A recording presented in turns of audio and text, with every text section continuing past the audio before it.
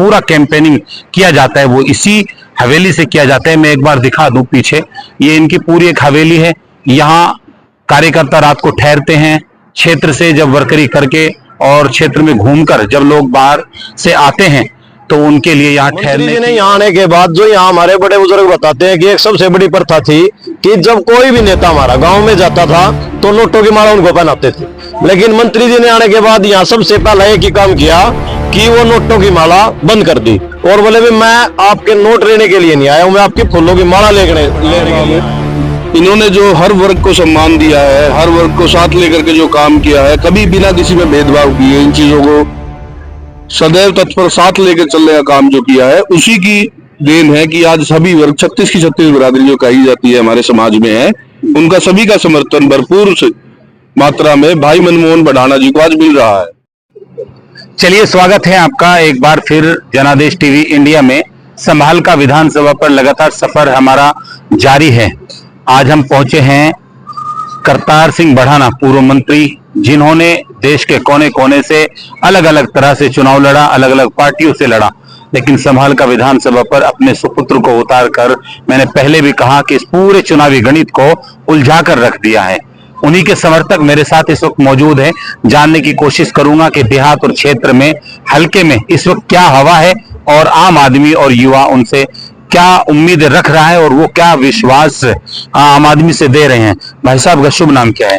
मेरा नाम है कृष्ण चौहान, पट्टी कल्याणा से। अच्छा, आप एक मिनट खड़े हो जाओ। आप पट्टी कल्याणा से हैं, बहुत मशहूर गांव है आपका।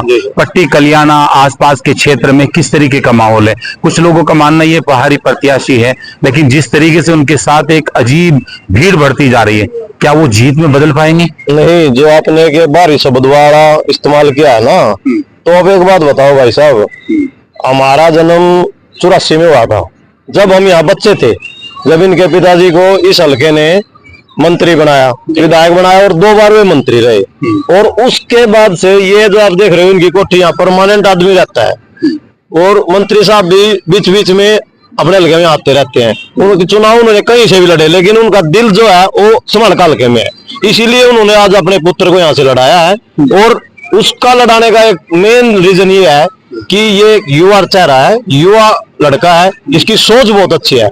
आज तक का रिकॉर्ड है, भाई मनमोहन जी ने किसी भी नेता के बारे में किसी पर कोई टाका टिप्पणी नहीं की, अपने मुद्दे लेकर पब्लिक के बीच में जा रहे हैं।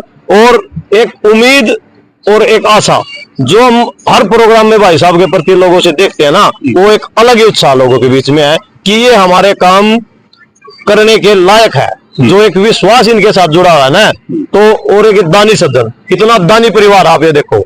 आज तक और नेता इनका जब से लेके बढ़ाना साहब ने चुनाव लड़ाया, करतार सिंह जी ने, वो लड़के लिए, आज तक कोई पूरे संभाल के में ये नहीं कह सकता कि इन्होंने हमारा इस चीज के लिए कोई 2 रुपए 4 रुपए रख रखे हैं। कोई भी इनके दरबार आएगा खाली नहीं गया। 96 में, फिर 2000 में जब पूर्व मंत्री जी रहे, यहाँ से विधायक बने, मंत्री बने, तो वो जुड़ाव तभी से जनता का उनके साथ है, या बीच बीच में किस तरह फिर वो समय कटा, किस तरीके से आप लोग? नहीं, जो हमारे बड़े बताते हैं कि जो मंत्री जी का यहाँ से लगाव और जुड़ाव था, मंत्री जी ने यहाँ आने के बाद, जो यहाँ हमारे बड़े बुजुर्ग बताते हैं कि एक सबसे बड़ी प्रथा थी कि जब कोई भी नेता हमारा गांव में जाता था तो नोटों की माला उनको पहनाते थे। लेकिन मंत्री जी ने आने के बाद यहाँ सबसे पहला एक ही काम किया कि वो नोटों की माला बंद कर दी और बोले भी मैं आपके नोट लेने के लिए नहीं आया हूँ, मैं आपकी फूलों की माला लेने के लिए आया हूँ। तो उनका फूलों की माला से स्वागत हुआ। दूसरा, जब हमारे बड़े बताते हैं मंत्री जी यहाँ सहकारिता मंत्री रहे हैं, तो उन्होंने अब उसी जमाने से पूरे संभाल का हल्के में एक मिसाल कायम की थी कि कोई पार्टीबाजी संभाल का हल्का से उन्होंने बिल्कुल खत्म कर दी थी। उन्होंने कोई चौकी, थाना, तहसील, कोई फोन वगैरह, भाई जैसे पार्टी आपस में भिड़ा देते हैं, 2 रोड़े हो गए, एक के साथ खड़े हो गए, दूसरे को पिटवा दिया, चितवा दिया, नहीं, उन्होंने सबको एक समान समझा और उस टाइम भी बहुत विकास अपने यहाँ कराए हैं। उसी विकास के नाम पर आज मनमोहन बढ़ाना को जो प्यार, अपार समर्थन मिल रहा है, और वो दिन पे दिन जीत तो रहे हैं, लेकिन वो दिन पर दिन अपने जीत के मार्जिन को और ज्यादा बढ़ा रहे हैं। क्या नाम भाई साहब का? मेरा नाम केतन, एडवोकेट केतन चौधरी है। अच्छा जी। वकील साहब, आप एक बात बताओ, जनता जब अपना वकील चुनती है, यानी अगर कोर्ट में जाए तो वहां वकील चुनते हैं, तो कोई वकील अगर अपने उस केस की पैरवी अच्छी ना करे तो फिर? देखो, ऐसा है, आपको सच्चाई बता दी जाए इसमें क्या है कि आज से पहले जब माननीय मंत्री जी हमारे करतार सिंह बडाना जी 96 में यहाँ से विधायक बने पहली बार, उन्होंने मंत्री भी बने, उन्होंने इस हल्के को चमकाने के लिए इस हल्के की हर समस्याओं को अपनी खुद की अपनी घर की समस्या समझ के उसका हर तरीके से हल किया। उसके बाद जितने भी विधायक यहाँ से बनते हैं, मैं नहीं कहता कि भाई किसी ने क्या किया नहीं किया, पर उनकी तुलना में ना ही कभी किसी ने काम किए हैं और ना ही कोई शायद आगे मैं कह नहीं सकता कर पाए। हाँ, ये हमारे भाई मनमोहन बडाना आज हमारे बीच में आए हैं। श्याम बाबा ने हमारे यहाँ पूरा आशीर्वाद दिया है उन्हें, और वो ऐसे शख्स हैं, वो मंत्री जी से भी कुछ ना कुछ आगे करके दिखाएंगे, हमारी ये भावना ऐसा हम मानते हैं। हमारे हल्के में जो भी कमियां हैं, खामियां हैं, जो भी गत वर्षों में आने वाले या पिछले जो रहे हैं विधायकों से नहीं हो पाई, हम उम्मीद करते हैं और इस पे ये उम्मीद पे कायम भी उतरेंगे कि इसे पूरा करके दिखाएंगे। वकील साहब, यहाँ जो सबसे मेन बात देखने को मिल रही है वो ये है कि भारतीय जनता पार्टी की तरफ खासकर मुस्लिम नहीं जाता, लेकिन इस सीट पर अजीब नजारा है। यहाँ मुस्लिम भी जो यहाँ अच्छा खासा भूमिका में है, तो मुस्लिमों का भी इनसे अच्छा खासा जुड़ा हुआ है, पार्टी की नीतियों से प्रभावित होकर या फिर इस परिवार से जुड़ा हुआ है। आप इसे दोनों ही तरफ से समझ सकते हैं। पार्टी की नीतियां भी अच्छी हैं, हमारे माननीय प्रधानमंत्री श्री नरेंद्र सिंह मोदी जी हैं, उनकी जो नीतियां हैं, उनकी कार्यशैली है, उससे भी काफी लोग प्रभावित हुए हैं। दूसरी तरफ हमारे बडाना साहब हैं, इन्होंने जो हर वर्ग को सम्मान दिया है, हर वर्ग को साथ लेकर के जो काम किया है, कभी बिना किसी में भेदभाव किए इन चीजों को सदैव तत्पर साथ लेकर चलने का काम जो किया है, उसी की देन है कि आज सभी वर्ग 36 की 36 बिरादरी जो कही जाती है हमारे समाज में है, उनका सभी का समर्थन भरपूर मात्रा में भाई मनमोहन बडाना जी को आज मिल रहा है। चलिए, बहुत बहुत धन्यवाद। अब मैं चलिए चलते चलते इधर भी बात करूंगा। मैं एक भाई साहब हैं, इनसे मैं बात करूंगा। भाई साहब का शुभ नाम क्या है? एडवोकेट रोशन लाल जी वकील साहब हैं। वकील साहब 96-2000 बाद में तो यहाँ जो समस्याएं थी वो जस की तस रही। लोगों का कहना है कि यहाँ कोई विकास नहीं हुआ। उधर छोकर जी बोल रहे हैं कि भाई मैंने तो भरपूर विकास किया, दोबारा तिबारा फिर ये लोग बनाएंगे। देखिए, तो एक आप कितना ही काम कर लो, पब्लिक ने तो कुछ ना कुछ कहना ही है, ठीक है ना। जब 1996 से और जब तक श्री करतार सिंह बडाना जी मंत्री थे, बहुत अच्छे काम हुए उनके टाइम में, उन्होंने अच्छे काम किए।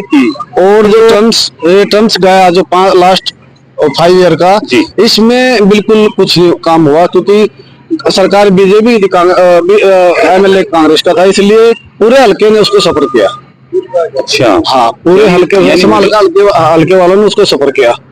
इसका खामियाजा अब हम सब माहौल नजर आ रहा है। माहौल अब बीजेपी सरकार बनेगी, तीसरी बार बीजेपी सरकार बनेगी। मनमोहन बडाना जी क्या रहे? मनमोहन हरियाणा के सबसे पहले युवा चेहरे श्री मनमोहन बडाना जी हरियाणा में सबसे पहले लीड देके बीजेपी बनेगी। चलिए, बहुत बहुत धन्यवाद।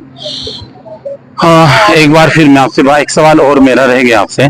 आप एक बात बताओ, तो यहाँ 3 प्रत्याशी हैं। एक प्रत्याशी ऐसे भी हैं जिनका कहना है कि हम आजाद उम्मीदवार के रूप में पहले चुनाव जीते थे, अब की बार फिर अच्छी खासी बढ़त हमारी है, सब लोग बस ऐसे ही घूम रहे हैं। नहीं, ऐसा कुछ नहीं। समालका के मन में है मनमोहन, समालका की 36 बिरादरी मनमोहन को अपना गोद लिया बेटा मान रही है, और वो सभी उसके माता पिता बन के, भाई बहन बन के, अच्छे दोस्त बन के वोट मांग रहे हैं और वो कर रहे हैं। आप एक बार और बताना चाहते हैं, एक युवा चेहरा है। आप देखो, युवा ही आज देश की ताकत है। हमारे देश की जो ताकत है, हमारे देश की जो हिम्मत है, जो हमारे प्रधानमंत्री जी भी आगे कोऑपरेट करे, हमारे मुख्यमंत्री जी नवाब सिंह जो सैनी बने हैं, उनका 56 दिन का आप कार्यकाल देख लो। तो हम तो उसी तरह पे समालकाल का चल रहा है कि हमने एक युवा प्रत्याशी इस बार में मिला है। हमने बहुत देख लिए पुराने, लेकिन नहीं, उनका कोई वो नहीं है, तो इस बार किसी का कोई नहीं है। तो हम संभल का जो नेशनल हाईवे है, दिल्ली संभल का नेशनल हाईवे, उसी पर इनका ये आवास है। यहीं से पार्टी की टोटल गतिविधियां, चुनाव लड़ने की पूरी कैंपेनिंग इसी कार्यालय से होती है। और यहाँ से लेकर और यमुना के उस आखिरी छोर तक, राना माजरा जो आखिरी गांव है, यहाँ से लेकर वहां तक पार्टी का जो पूरा कैंपेनिंग किया जाता है वो इसी हवेली से किया जाता है। मैं एक बार दिखा दूं पीछे, ये इनकी पूरी एक हवेली है। यहाँ कार्यकर्ता रात को ठहरते हैं, क्षेत्र से जब वर्करी करके और क्षेत्र में घूमकर जब लोग बाहर से आते हैं तो उनके लिए यहाँ ठहरने की और पानी की, रहने की और सोने की अच्छी व्यवस्था यहाँ पर की गई है। तो ये रिपोर्ट मैंने आपसे दिखाई उन्हीं के कार्यालय से, जो मुख्य कार्यालय है। बने रहिए पूरी रिपोर्ट देखने के लिए। नमस्कार।